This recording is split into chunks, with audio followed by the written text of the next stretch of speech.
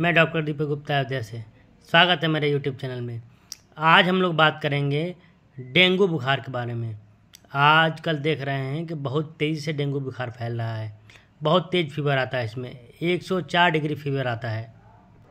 Dengue बुखार मच्छर के थ्रू फैलता है। एडीज नाम का मच्छर होता है, उसके थ्रू फैलता है। उस मच्छर में एक वायरस होता है जिसे डेंगू वायरस कहते हैं। तो वो एडीज मच्छर जब हमको काटेगा या किसी को भी काटेगा तो 2 से 7 दिनों के अंदर आदमी बीमार पड़ जाता है और उसको बुखार आने लगता है और बहुत तेज़ बुखार आता है। 104 डिग्री से कम बुखार नहीं आता है और कंटिन्यू बना रहता है। कभी कभी जिसको डेंगू हो जाता है उसको जुखाम भी होता है। जुखाम के साथ साथ पूरे शरीर में दर्द होता है, पूरा शरीर टूटता है, सिर पकड़ लेता है, कभी कभी उल्टी भी आती है बहुत तेज़। तो अगर किसी को डेंगू बुखार होता है तो उसको कुछ जांचें करा लेना चाहिए। अगर डॉक्टर को आप नहीं दिखा पा रहे हैं तो कुछ जांचें करा लेना चाहिए।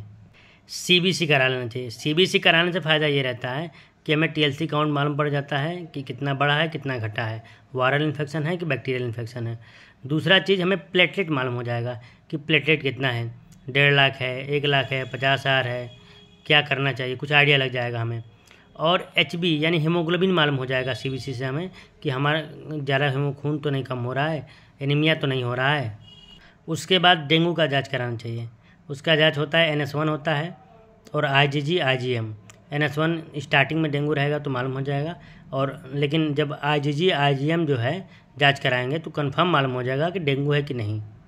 अगर जांच कराते हैं प्लेटलेट कम है और डेंगू अगर आपको है तो तुरंत डॉक्टर से मिलना चाहिए और डॉक्टर का इंस्ट्रक्शन ही फॉलो करना चाहिए, क्योंकि इसमें बहुत तेज़ बुखार आता है और उल्टी होता है, सिर फटने लगता है, बेचैनी भी होता है। बहुत मरीजों को देखा गया है जो आते हैं हमारे यहाँ, उनको बहुत तेज़ बेचैनी होता है, घबराहट होता है। डेंगू पॉजिटिव हो जाने पे तुरंत डॉक्टर को दिखाना चाहिए। और अगर आप तुरंत नहीं दिखा पा रहे हैं, बुखार ज़्यादा है, तो आप पैरासीटामोल टैबलेट जो है आप हर 4 घंटे पे यूज कर सकते हैं। और कोल्ड स्पॉन्जिंग करें। कोल्ड स्पॉन्जिंग का मतलब ठंडे पानी में कपड़ा भिगो के पूरा शरीर पोंछें, उससे बुखार आपका कंट्रोल हो जाएगा, उतर जाएगा। जब तक आप डॉक्टर को नहीं दिखा पा रहे हैं तब तक जो भी पेशेंट है, मरीज़ है, उसको मच्छरदानी के अंदर रखें। क्यों मच्छरदानी के अंदर रखना है? क्योंकि उसको डेंगू हुआ है। अगर कोई मच्छर जिसको डेंगू हुआ है अगर उसको काट के और वो मच्छर हमको काट लेता है तो हो सकता है हमें भी डेंगू हो सकता है।